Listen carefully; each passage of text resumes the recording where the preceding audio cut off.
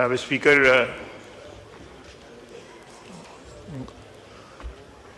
गौर साहब ने जो बात की है,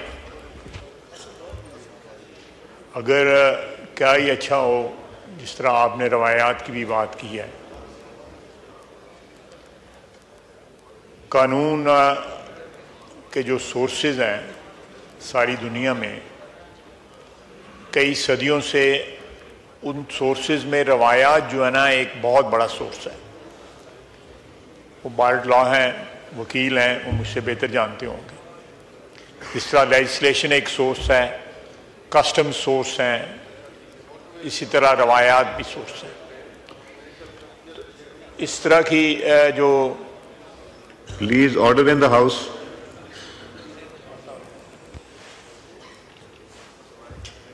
इस तरह रवायात जो हैं इसकी, ठीक है, आइन जो है अपनी जगह सुप्रीम है, उसके बाद जो है क़वानीन जो हैं उनकी भी एक अपनी सेंक्टिटी है, लेकिन ट्रेडिशंस जो हैं तमाम दुनिया की पार्लियामेंट्स में उनकी भी एक सेंक्टिटी है और उनको बड़े तकद्दस के साथ जो है फॉलो किया जाता है।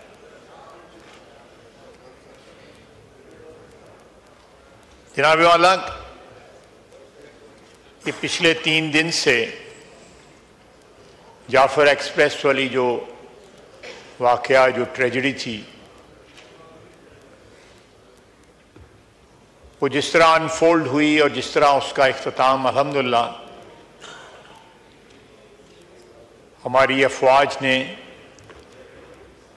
जिस तरह इस क्राइसिस को एग्रीवेट होने से बचाया, खुदा न खास्ता बहुत सी कैजुअल्टीज हो सकती थीं, और जिस तरह उनका कंप्लीटली जो है आप कह सकते हैं कि सफाया किया, जितने भी लोग जो इस इंसिडेंट में दहशतगर्द जो इन्वॉल्व थे, वो दहशतगर्दी के खिलाफ हमारी जो जंग है उसमें ये एक बड़ा माइलस्टोन है जिसके ऊपर सारी कौम जो है फ़ख्र कर सकती है कि हम इस जंग में अगर इसी तरह टोटल कमिटमेंट के साथ पूरी कौम जो है अपनी अफवाज के साथ खड़ी रहे, तो कोई शक नहीं है कि हम इस जंग में फातेह होंगे। लेकिन मैं अफसोस के साथ कहूँगा कि इस सारे वाक़यात को जो भी 3 दिन में हुए, या जो भी दहशतगर्दी जो है जिसमें नहते मुसाफिरों को और उसमें कौमियत या सूबाई ताल्लुक़ की बुनियाद के ऊपर जिस तरह मुसाफिरों को अलहदा किया गया, उससे ज़्यादा अफसोसनाक बात यह है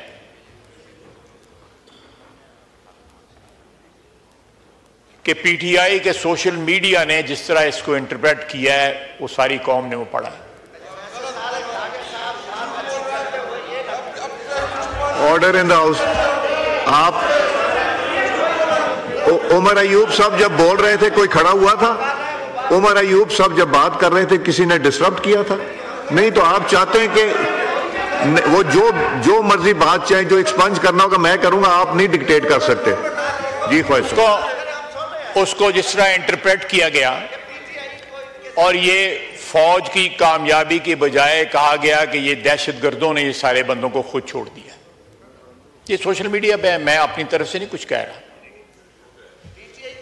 झूठ होगा, बिल्कुल झूठ होगा, लेकिन सोशल मीडिया पे जो रिकग्नाइज्ड अकाउंट्स हैं, जो ओवरसीज लोग बैठे हुए हैं इनके, उन्होंने ये बात कही।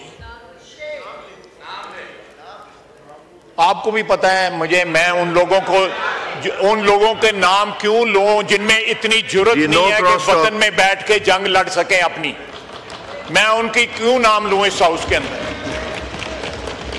इस हाउस का तकद्दस जो है क्यों मजरू करूं कि ऐसे लोगों को जो भगौड़े हैं, जो बाहर बैठे हुए हैं, उनके मैं यहां पे नाम लूं जिनमें इतनी जुर्रत नहीं है कि यहां आके फेस कर सके कानून और कायदे को। देखिए, कल हमें ऐसे लोगों ने फॉर्म 47 का ताना दिया जो खुद मार्शल की पैदावार, तीनों मार्शल की पैदावार, जिनके बुजुर्गों ने एब्रोगेट किया कॉन्स्टिट्यूशन पहली दफा पाकिस्तान की तारीख के अंदर। पाकिस्तान के करोड़ों आवाम से वोट का हक छीन के बुनियादी जमहूरियत के नाम पे 80,000 बंदे को वो हक पकड़ा दिया गया, करोड़ों से लेके। जब वो बोलते हैं तो मुझे परेशानी होती है कि क्या इनका माजी जो है, इनका अपना माजी जो है, इन्होंने डिलीट कर दिए वो अपने ज़हन से। देखें, मैं अपनी बात कर रहा हूं।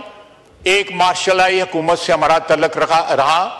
आप गवाह हैं जनाब स्पीकर, मैंने इस ऐवान में उसकी माजरत की हुई, एक दफा नहीं कई दफा की हुई है।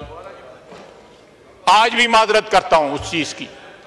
लेकिन आप, कोई शर्म होती है, कोई हया होती है कि कम से कम जहां आपका तल्लुक रहा हुआ है उसके ऊपर तो ना इस तरह बातें करें कि जी ये जमहूरियत ये है। जमहूरियत का सबक वो ले दें जिन्होंने जमहूरियत के लिए कुर्बानियां दी हुई हैं। बैठे हुए हैं ना, ये जमहूरियत के लिए कुर्बानियां दी हुई हैं, ये बैठे हुए हैं जमहूरियत के लिए कुर्बानियां दी हुई हैं। ये 4 साल जो इनकी हुकूमत रही है, इधर जनरल बाजवा और जनरल फैज बैठ के, आप भी थे, इधर बैठे हुए थे और ब्रीफिंग दे रहे थे कि इन दहशतगर्दों को वापस ला के बसाना जो है वो पाकिस्तान के हक में बड़ा अच्छा है। और इन्हीं गौर साहब आप नहीं थे, इन्हीं कुर्सियों पे ये सारे वज़रा जो है, देख मुझे अब देखने, मैंने देखें जी ख्वाहिश साहब, और जुर्रत इतनी है। देखें, जब तक हम सियासतदान जो हैं 76-77 साल की गलतियों की इतराफ नहीं करेंगे, हम मिनहसुल एक बरादरी इतराफ नहीं करेंगे, हम आगे नहीं बढ़ सकते। आज भी मौका है कि ये मुख्तलिफ आवाजें जो हैं, इन्होंने आपस में ये बांटे हुए हैं सारे काम कि फलाना गालियां देगा, फलाना दहशतगर्दी की हमायत करेगा, फलाना ये करेगा, फलाना ये करेगा। आप देखें, वो मेरा भाई आज वो बैठा हुआ है, 4 महीने हो गए इसको वो कुर्रम और पारा चिनार का बैनर पकड़े हुए जो है। वहां पे अमन हुआ है, वहां पे अमन हुआ है। इस ऐवान में आप बार बार, मैं ये बात रिपीट करता हूं, 4 हमले इस्लामाबाद पे हो गए हैं, लेकिन क्या दहशतगर्दों के खिलाफ कोई हमला हुआ है केपी के अंदर?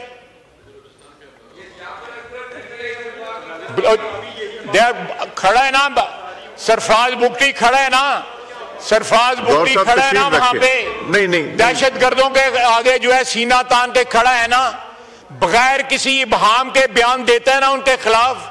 ये तो बयान देने से डरते हैं दहशतगर्दों के खिलाफ। ये यहां तारीफें हो रही थी, यहां ये मेरे सामने जो फर्श है इसके ऊपर तारीफें हो रही थी कि दहशतगर्द आएगा और वो क्या हो जाएगा, दूध और शहद की नहरें जो है केपी में बहनी शुरू हो जाएंगी। वो कौन थे मुस्लिम खान और महमूद खान? वो बुचर ऑफ स्वाद जो है वो कौन था जिसको लाके यहां पे बसाया गया? आज दहशतगर्दी की आप मुझे बताएं जनाब वाला, मैं 80 की दहाई में मार्शल की हुकूमत रही, मैं उसमें बात करता हूं, हमारी वाबस्तगी रही, हमारी पार्टी की भी, अफराद की भी, मेरी भी।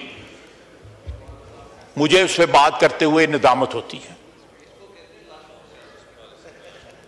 इनको पूछें कि सारी की सारी पार्टी जो है, चंद अफराद हैं, गौर साहब भी वो भी हिजरत करके आए हुए हैं इस पार्टी में, ये सारे के सारे अपने माजी की तरफ नजर दौड़ाएं कि कल मैं तो दौड़ा रहा हूं तो मैं तो माफी मांग रहा हूं उसकी। आप देखें, आप नहीं करने दें, करने कोई फर्क नहीं पैदा है। अगर इधर से कोई बात करेगा वो भी बात नहीं करने देंगे। ये बड़ा एक इंपॉर्टेंट इशू है। नहीं आप तशरीफ नहीं, आपको नहीं दूंगा। देखें वो बात जो कर रहे हैं मेरा बरखुरदार है, भाई है। इधर ही ये जनरल मुशर्रफ के साथ भी बैठे हुए थे। ये जनरल मुशर्रफ आपको नहीं समझ आएगी, आपको नहीं समझ आएगी, आपको वाकई नहीं समझ आएगी। ये भी रूल की खिलाफ वर्दी है गौहर साहब। ये दिखाना, बैनर उठाना, ये भी रूल की। जब उमर अयूब साहब को ये रूल भी पढ़ा दीजिएगा। जी बात करें ख्वाहिश साहब बात कर लें बात। नहीं ख्वाहिश साहब मैंने नहीं देना, आप बात चले। ठीक है जनाब। देखें कल हमने एक आवाज जो है इन बेंचों से नहीं उठी जब लीडर ऑफ अपोजिशन तकरीर कर रहे थे। उन्होंने हमारी क़यादत को, प्रेसिडेंट ऑफ पाकिस्तान को, सबको अटैक किया। प्रेसिडेंशियल एड्रेस में या बजट की तकरीरों में इस किस्म की बातें होती हैं और अलाउ भी की जाती हैं। अगर आज मैं उन चीजों का जवाब दे रहा हूं तो कोई थोड़ी सब्र कर लें। मैं आप शर्म और या नहीं कहूंगा, मैं कहूँ सब्र कर लें थोड़ा सा। जनाब स्पीकर,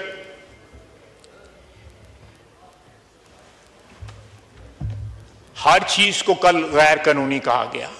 आपको भी गैर कानूनी कहा गया, वजीर आजम को भी गैर कानूनी कहा गया, प्रेसिडेंट को भी गैर कानूनी कहा गया। पीएसी का चेयरमैन कानूनी है, लीडर ऑफ अपोजिशन जो आपने अपॉइंट किया हुआ वो भी कानूनी है, कमेटियों के चेयरमैन सारे कानूनी हैं।